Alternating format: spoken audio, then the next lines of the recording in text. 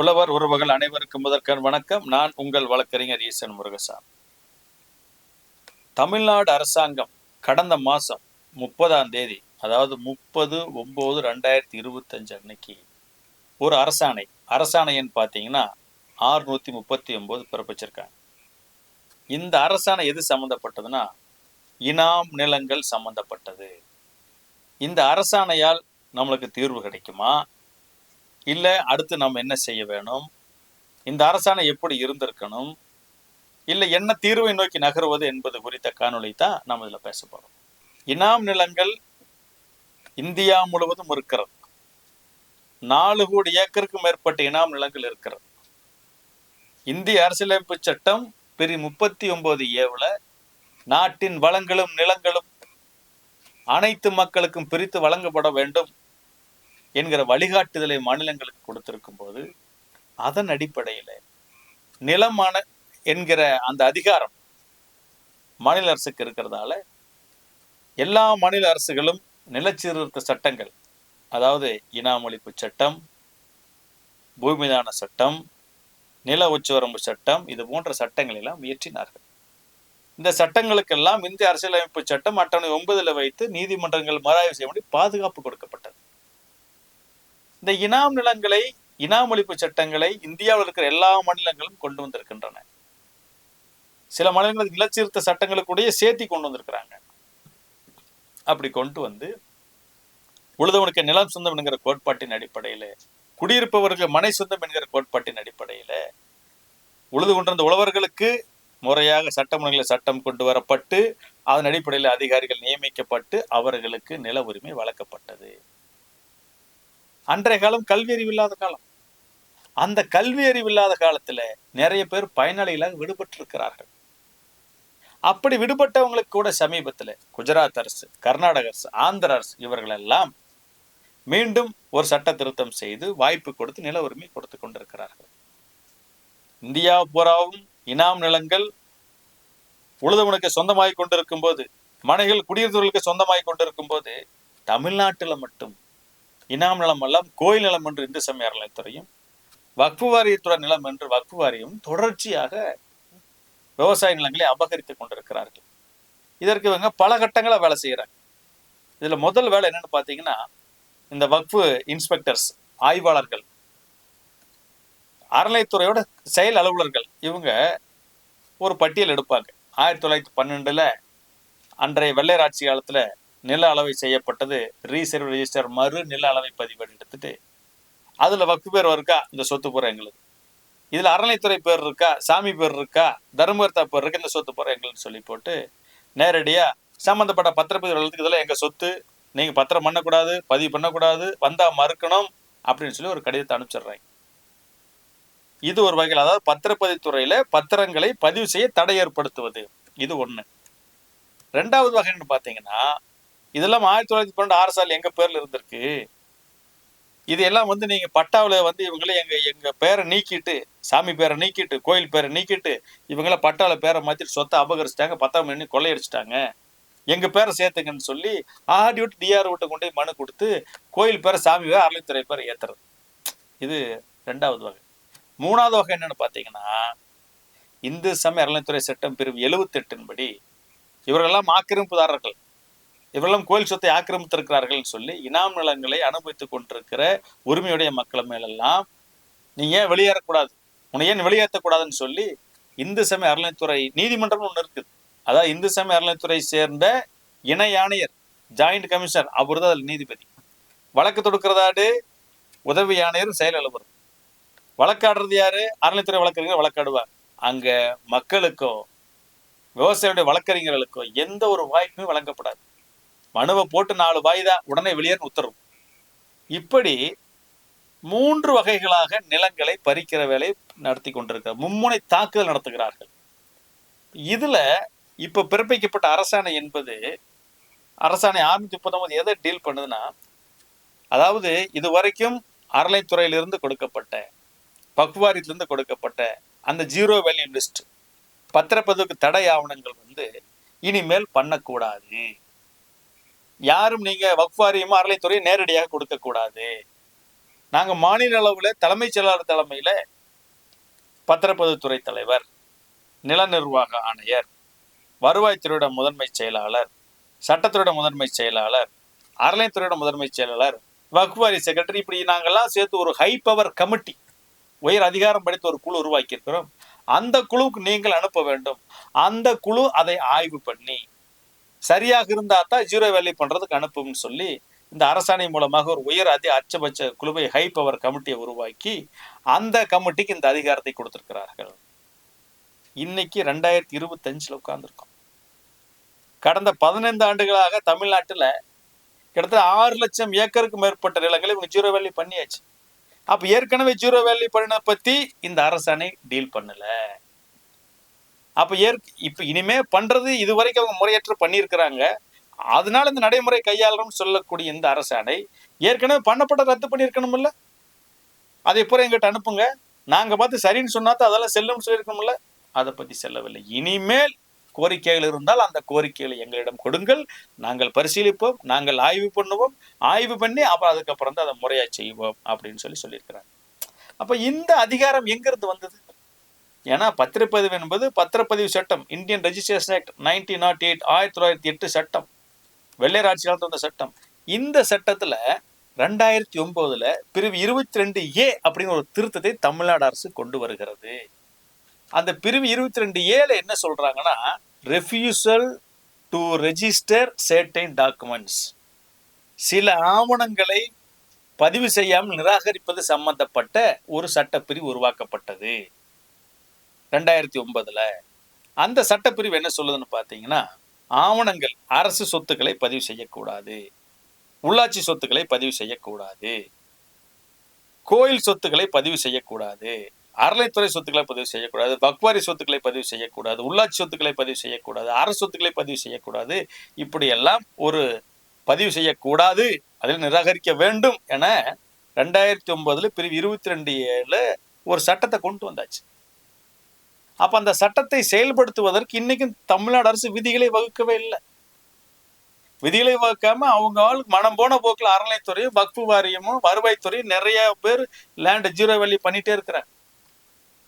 அப்ப இது முறையற்ற வகையில் நடக்குது. ஏன்னா இந்த பத்திரப்பதிவு துறையில மற்ற துறைகள் கொடுக்கறத யார் ஆய்வு பண்றது, யாரு சரி பார்க்கறது, அதுக்கு அதிகாரம் யாருக்கிட்ட இருக்குது, யாரு வேணாலும் கடிதம் கொடுத்துட முடியுமா?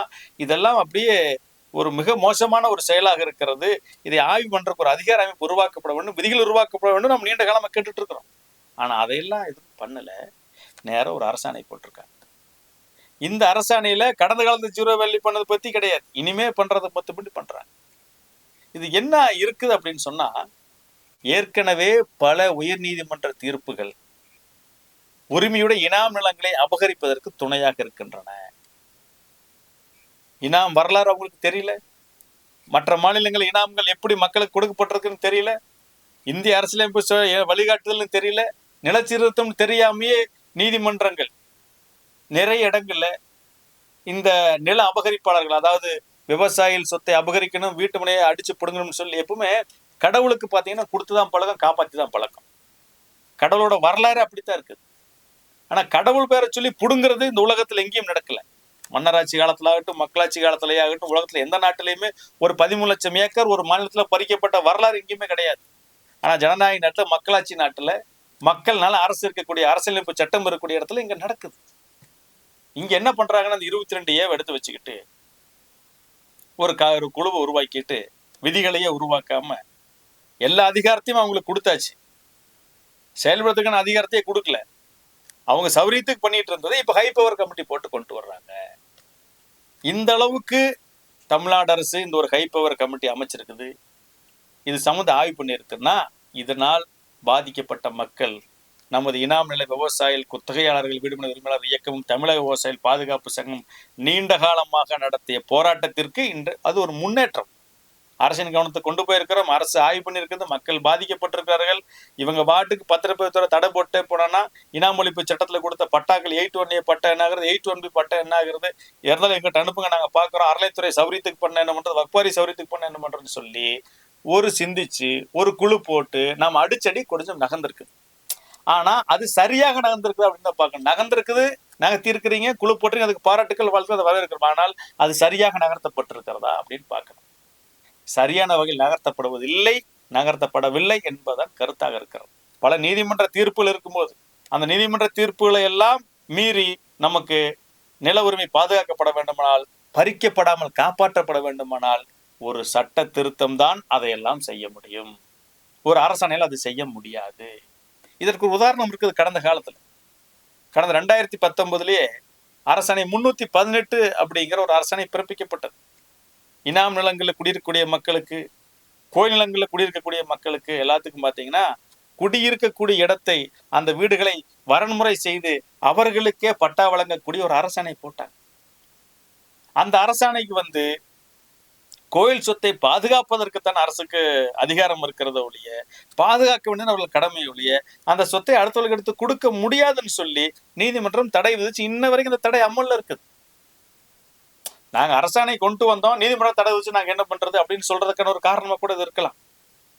ஆக எடுத்த முயற்சி முழுமையாக மக்களுக்கு பயனளிப்பதற்கான வாய்ப்புகள் குறைவா இருக்கிறது. ஏன்னு கேட்டீங்கன்னா, அந்த நிலத்தை பறிக்கக்கூடிய, அந்த கடவுள் கொள்கைக்கு எதிராக இருக்கக்கூடிய அந்த கும்பல், அந்த ராதாகிருஷ்ணன் தலைமையிலான கும்பல் என்ன பண்றான், நேத்தே அரசாங்கம் சட்டவிரோதமாக அரசாணை பிறப்பிச்சிருக்குது, நாங்க நீதிமன்றத்துக்கு போவோம், நாங்க விடமாட்டோம், இதனால் நிலங்கள் அபகரிக்கப்படுது, பத்திரம் கடத்திடுவோம்னு சொல்றான். கோயில் நிலங்கள் 1.5 லட்சம் ஏக்கர் இருக்கு, அதை பத்தி இவங்க பேச மாட்டாங்க. இனாம் நிலங்கள் பூரா கோயில் நிலம்னு சொல்லி இன்னைக்கு தமிழ்நாட்டு மக்களிடம் தவறான வரலாற்றை சொல்லி, தவறான நில உரிமையை சொல்லி, நிலச்சீர்திருத்தத்தை எல்லாம் மறைத்து, பல விஷயங்கள் உண்மைகளை மறைத்து, தொடர்ச்சியாக நீதிமன்றங்களையும் மக்கள் மன்றத்திலும் சரி ஊடகங்கள் வாயிலாக எல்லாரும் இவர்கள் மறைச்சு செஞ்ச வேலையை அந்த கும்பல், நில அபகரிப்பு கும்பல், கடவுளுக்கு எதிரான கும்பல், கடவுள் கொள்ளைக்கு எதிரான அந்த கும்பல் நேற்று உடனே பேட்டியை கொடுக்குறாங்க, அறிக்கை கொடுக்குறாங்க, அந்த வேலையை செஞ்சுட்டு இருக்கிறாங்க. நாங்கள் நீதிமன்றத்துக்கு போவோம். அப்ப இந்த அரசாணை நீதிமன்றத்தில் இடைக்கால தடை கொடுக்கப்பட்டு விட்டால், அப்ப இந்த அரசாணை போட்டது எப்படி மக்களுக்கு பலன் கிடைக்கும்? எனவேதான் இதில் மக்களுக்கு பயனளிக்க வேண்டும் என்றால் தேவை சட்ட திருத்தமாக இருக்கிறது. 1948 எஸ்டேட் அபாலிஷன் ஆக்ட், 1963 உணர்ந்த இனாம் எஸ்டேட் சட்டம், மைனர் இனாம் அபாலிஷன் ஆக்ட், இந்த 3 சட்டங்களை, கொடுக்கப்பட்ட பட்டாக்களை எவ்விதத்திலும் ரத்து செய்ய முடியாது, அறநிலைத்துறை வக்ஃப் உரிமை கோர முடியாது, ஏற்கனவே சட்டப்பிரிவுகள் இருந்தாலும் அவர்களை மீண்டும் பிரச்சனை உருவாக்குதால் அதற்கு அவர்கள் தலையிடாத வண்ணம் ஒரு சட்ட பாதுகாப்பு கொடுக்க வேண்டும். அன்று விடுபட்டவர்களுக்கு, பட்டா பெற முடியாதவர்களுக்கெல்லாம் மீண்டும் ஒரு வாய்ப்பு, கர்நாடகாவை போல, ஆந்திராவை போல, குஜராத்தை போல ஒரு வாய்ப்புகளை கொடுத்து மீண்டும் நில உரிமையை வழங்க வேண்டும். ஆக இது போன்ற அந்த சட்ட திருத்தங்களால் தான் இந்த மக்களின் நில உரிமையை பாதுகாக்க முடியும். சில நண்பர்கள் இதே அரசாணை பிறப்பிக்கப்பட்டது, மக்களுக்கு பிரச்சனை தீர்ந்து விட்டது, இனிமே மக்களுக்கு பிரச்சனை இல்லை, நீ பத்திரம் பதிவு பண்ணலாம்னு சொல்றாங்க.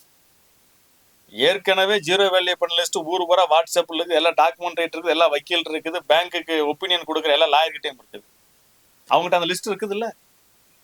இப்ப ஜீரோ வேல்யூ பண்ற தடையா போட்டிருக்கிறாங்க, சட்டத்திட்டம் வந்திருக்குது, மீண்டும் அந்த குழு ஜீரோ வேல்யூ பண்ணுங்கன்னு சொல்லிட்டா அப்போ ஒரு சொத்தின் மீது, நில உரிமையின் மீது களங்கத்தை சுமத்தியாச்சு.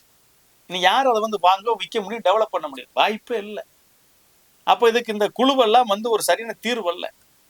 சரி, இந்த இனாம் நில பிரச்சனையில பத்திரப்பதிவுத்துறைக்கு ஜீரோ வேல்யூ பண்றதுக்கு ஒரு குழுவை போட்டாச்சு. இதே நிலங்களை இந்து சமய அறநிலையத்துறை 78 விசாரணை போட்டு நீ ஆக்கிரமிப்பாளர் வெளியேற உத்தரவு போடுறதுக்கு இன்ன வரைக்கும் தடை விதிக்கப்படவில்லையே.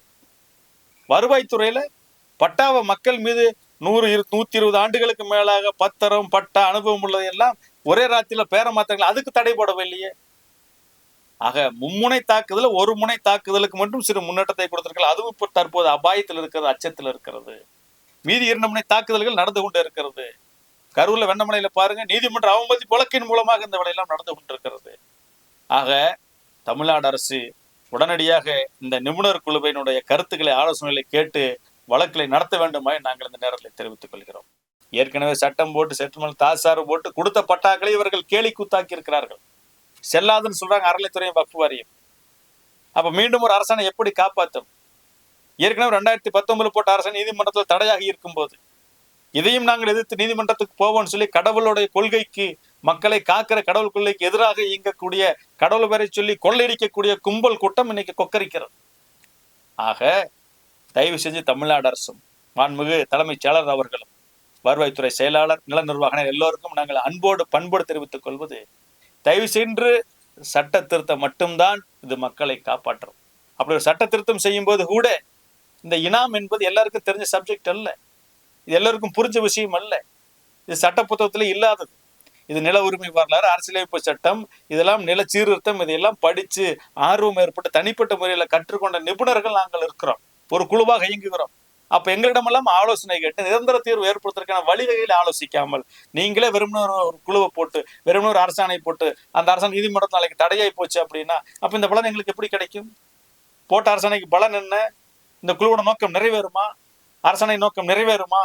ஆகவே தயவு செஞ்சு நீங்கள் இனாமை பற்றி முழுமையாக கற்றுக்கொள்ள வேண்டும், நிலச்சீர்திருத்தத்தை பற்றி முழுமையாக கற்றுக்கொள்ள வேண்டும். மற்ற மாநிலங்களில் இனாமை எப்படி மக்களுக்கு பகிர்ந்து வழங்கப்பட்டிருக்கிறது, நில உரிமை வழங்கப்பட்டிருக்கிறது என்பதெல்லாம் அறிந்து கொள்ள வேண்டும். இதையெல்லாம் சட்டத்தின் மூலமாக இனாமொழிப்பு சட்டங்களிலே சிறு சிறு திருத்தங்களை, சட்ட திருத்தங்களை செய்வதன் மூலமாகத்தான் காப்பாற்ற முடியும் என்பதை இந்த காணொலி வாயிலாக உங்கள் அனைவருக்கும் நாங்கள் தெரிவித்துக் கொள்கிறோம். நன்றி, வணக்கம்.